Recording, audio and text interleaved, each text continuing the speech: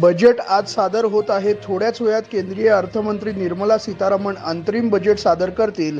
हे त्यांचे 6वे बजेट आहे। हे अंतरिम बजेट असले तरी सीतारामन यांच्या पेटाऱ्यात काहीतरी खास असेल अशी आशा सर्वसामान्यांना आहे। महिला, तरुण, शेतकरी आणि गरिबांसाठी या बजेटमध्ये मोठी घोषणा होण्याचा अंदाज वर्तविण्यात येत आहे।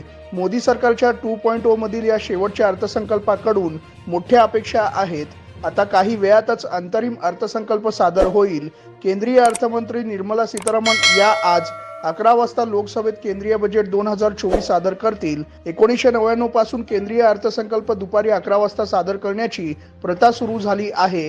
यापूर्वी ते संध्याकाळी 5 वाजता सादर करण्यात येत होते। माजी अर्थमंत्री अरुण जेटली यांनी 2017 मध्ये पहिल्यांदा 1 फेब्रुवारी रोजी केंद्रीय बजेट सादर केले होते।